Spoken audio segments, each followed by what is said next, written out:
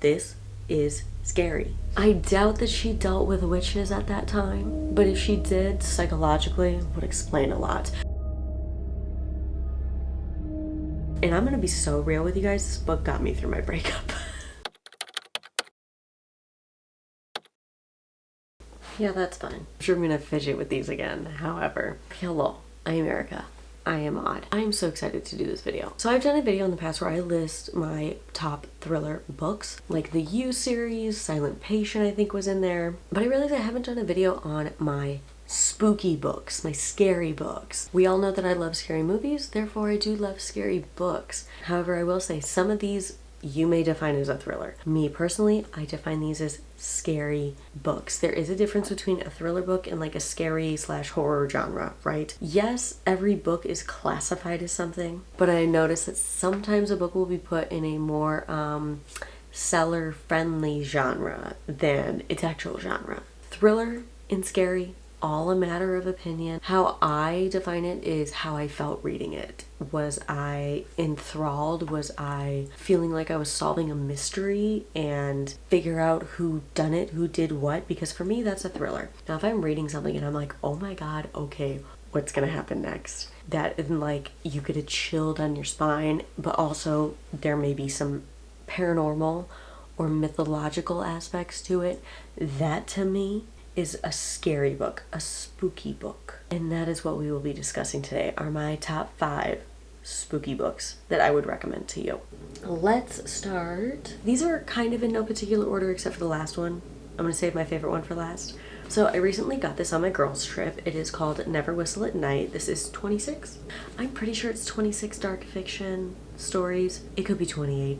I'm pretty sure it's 26. None of the chapters are numbered because they're all short stories. So either way, the reason why I'm doing this one first is because I technically haven't finished it yet, as you can see. I'm working my way through it slowly. However, what I have found is that I think that this book is going to have something spooky for everyone. It is 26 spooky dark anthology stories by Indigenous authors. I feel fully confident adding this book into my top 5 without finishing it, because there already has been so much diversity within the stories and within the shock and scary factors of everything and the different fears that it plays on for each people. Of there are some mythical creatures, there are some very real societal fears, there is the fear of folklore legends, there is one story where there's a domestic situation where the fear is coming from a domestic partnership.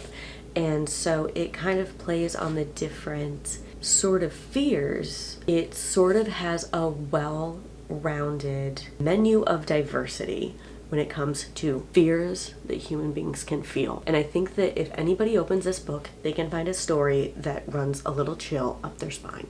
I would recommend this one also if you're trying to get in some short stories, if you're sort of in a reading slump. When I go in between books right now, I've been going back to this and reading a couple short stories to get myself out of a reading slump. I've been really enjoying doing that. Highly recommend that you check it out.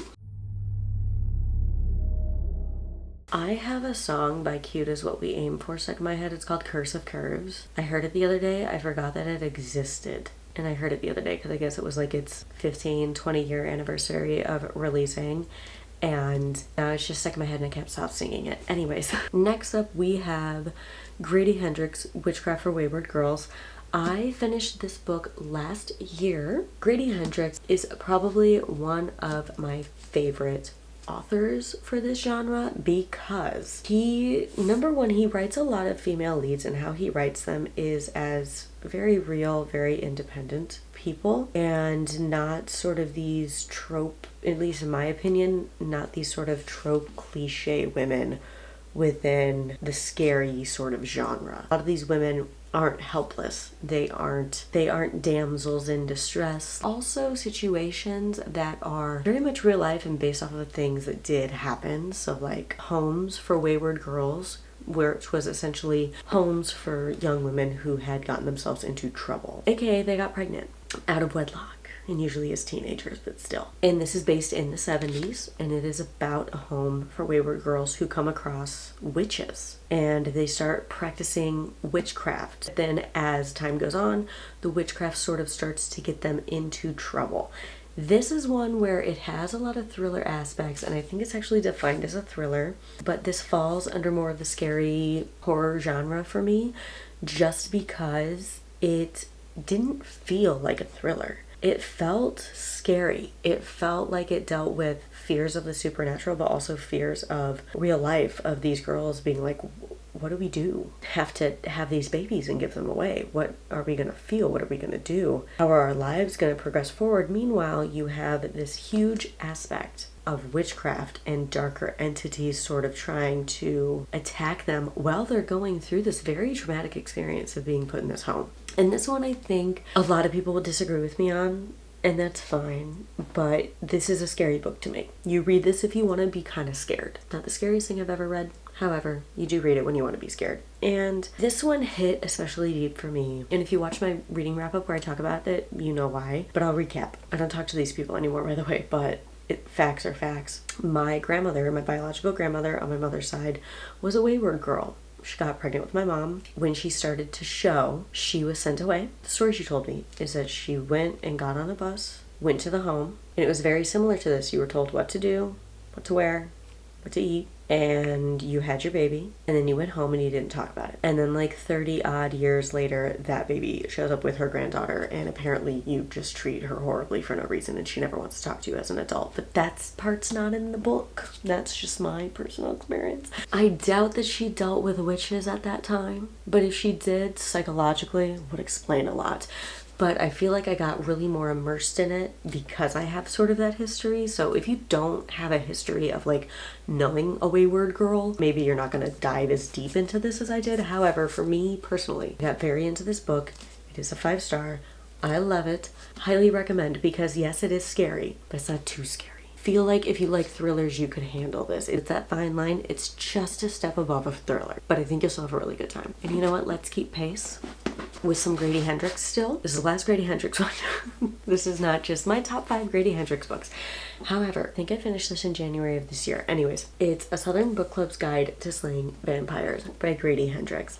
This came out before Wayward Girls, but Wayward Girls was the first book that I found of his, and it was great because now I love his work. But this is a little bit different from Wayward Girls. This has more graphic scenes, obviously, because it deals with vampires, so you can catch my drift. I'm trying to be as indescript as possible because I don't want to spoil these books for you, but I still want to give you a good feel of like what they're about. But yes, it is essentially about vampires. And it's also about a Southern book club who begins to read a bunch of true crime. So a lot of references to like the Zodiac. So like they talk about Bundy, and then they actually talk about like I'm pretty sure they read Bram Stoker's Dracula, and so they read these sort of like macabre books, and they just so happen to actually encounter a real life vampire. And I think it has a really good representation of like what a real life vampire would be, and sort of how this vampire would interact with his surroundings and the people surrounding him in order to get exactly what he wants. And then also it dealt with the fear of the very human fear, especially just as a woman, where if you bring something up that is a bit outlandish, people are just going to automatically assume that you're crazy, especially within the time period that he wrote this in. And it's sort of just this begging of like, you have to believe me, and them going, you need to be sent away, clearly you're unwell. And meanwhile you just know within your heart that you're correct, even when you're being gaslit into not feeling that way. So it sort of plays on this very human fear of being so correct but so helpless because no one believes you. For all of these books, look up the trigger warnings. This one, I will say, was darker than Wayward Girls. It is scarier. It is more graphic. That's all I'll say about it. If you want a good vampire thriller that feels like this vampire story could have actually happened, this is a really good one. It really takes you in, and it really, like, the whole time you are kind of scared. Like, the whole time you are scared, but it's one of those scary things where, like, if you watch a horror movie and you're like, why are you going in there? Why is no one listening? This is how that book makes you feel. And so it's that sort of feeling, but you can't look away. Okay, next up, we have Treadwife. Now, I made an entire video on this. I know that. I know that. You don't have to tell me that. I know it. I loved this book. It's 6-star for me. You should absolutely read it if you want a good, scary book. This is scary. This book is essentially about a traditional wife influencer who moves to the middle of nowhere with her husband in the middle of a a wheat field and everything's beige, and while telling women that don't stay in the house all day and clean and serve their husbands that they are horrible people. Classic narrative we see on social media. However, things become a bit complicated when she accidentally, perchance, is pregnant with a demon baby. Now, hear me out. It's scary on a multitude of levels because, number one, demon baby, enough said. Number two, demon father of that baby, enough said. Number three, the scariest part about this was how true the commentary on social media is, right? Especially for people who put their children in their content and make money. I have my opinions on that, I always have. However, that is between them and their husband and their morals and values, and probably a documentary in 18 years. However, I'm somebody who, like, when I have kids, I don't even care if it's on like a private Instagram, my kids' faces aren't going online. Never gonna see them. I'm more the person of like, if I have a baby and like my baby Bjorn up here, well, I'm like prepping dinner or just like tidying up around the house and I just happen to be wearing my baby on my chest, I would be okay with that as long as you couldn't see their face. But you're not gonna know what my kid looks like, because I personally feel I, as an adult, have social media. This channel is called Erica is Odd. It's not called Erica and her husband and her children are odd. It's not about them. It's about me. It should be noted that I'm not married and I don't have kids yet. However, that is how I feel about it, and that's what will be happening when the time comes. But y'all just recently saw my best friends of 20 years, and my dad has only been in a few videos. I'm very protective of the people around me that I love. However, it has this commentary of what is it when your entire life is not only on social media and that's how you make money, but you've been taught through this sort of religious system that you don't have value outside being a mother and a wife. And when that becomes all of who you are and you're consumed by it, what happens to you psychologically? This story unfolds in such a chaotic way that it's not only graphic, it's psychological and terrifying in that way. It was one of my first 6-star reads of this year. I highly recommend it. And ladies and gentlemen, last but not least, my favorite scary book to date. I picked this book up last fall when I was visiting my best friend and we went on a little book crawl. I saw this sitting there and I was like, this looks so fun. So this is How to Survive Camping, The Man with No Shadow. And I remember I saw this on Goodreads and I was like, oh, it's described as like a cozy, spooky campfire read. And I thought it was gonna be like Never Whistle at Night, where it was a bunch of different short stories, but it wasn't. And so I picked it up. I decided to start reading it in October. And I'm gonna be so real with you guys, this book got me through my breakup. It really did, because it just totally takes you within the realm of this campsite and you're just immersed and you are in it. Bonnie Quinn, she's a smaller author. I'm pretty sure she's a newer author. If you want a new indie author to follow Bonnie Quinn. She is such a good, spooky, scary story writer. Oh my gosh. This is about Goat Valley Campgrounds, and Katie and her family have run this campground for generations. And they start by having a very specific list of rules to help you survive your camping experience. It's how the book starts. And one of them is like how to set up your tent, how to dig a trench around your tent so that you minimize any flooding that may happen with rain during the night. And then as you go on, it's you can only buy ice from children who approach your camp only if they have a wagon. If they don't have a wagon, those are not children. And as we read these rules, we realize, okay, this is not a normal campground.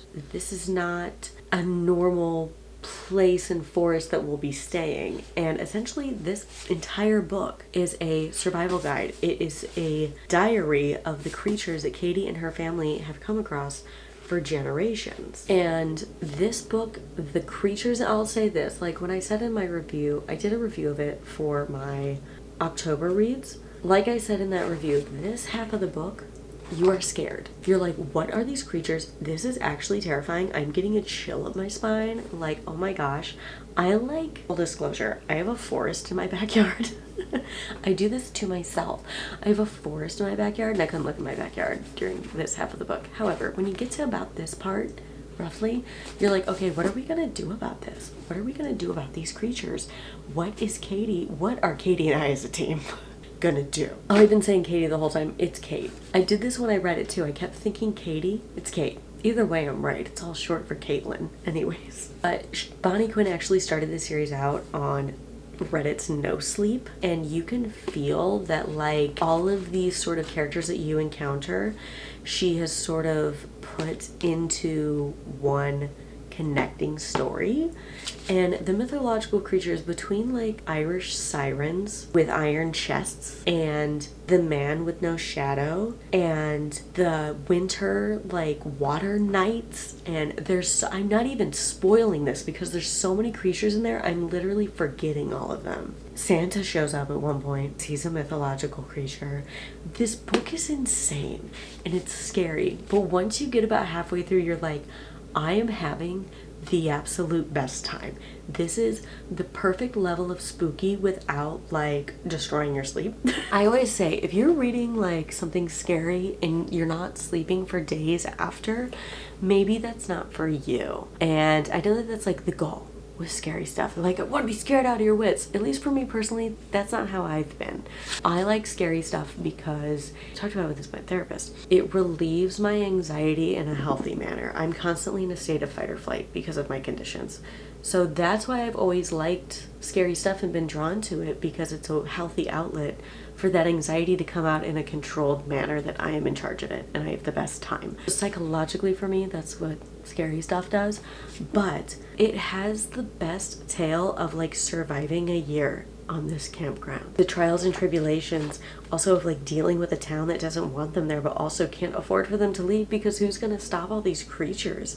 It gave like supernatural vibes, like season 1 through 8 of Supernatural. It gave those vibes when it was good and they were fighting something new every week. It was amazing. I saved this one for last because yes, it is my favorite. It's like probably my favorite scary book I have ever read. And also, not sponsored because of what I'm about to say, not sponsored. The new book comes out on the 28th and I'm so excited. I already had it pre-ordered, so I gotta go pick it up from the bookstore. But I just also got approved the e-reader arc of the 3rd book. So I am going to spend every night the week the 2nd book comes out finishing the 2nd and the 3rd book. I've never been so excited for a release. I am so ready. There's 4 books total, so I will have finished 75% of the series by the end of May. I would say mid-May.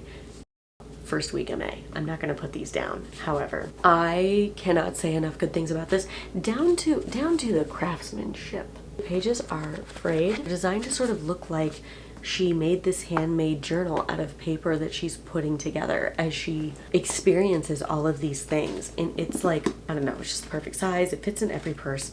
I love everything about this book and I cannot recommend it to you enough. If you want to go on a ride while being scared, this is your book. But with that being said, that is the last book in this video. Please let me know down in the comments if you've read any of these books. What were your thoughts? If there is a spooky book that I did not list but you think should be on my list, let me know and I will check it out. I hope you guys enjoyed this video. Please be sure to like it, subscribe, and I'll see you guys in the next video.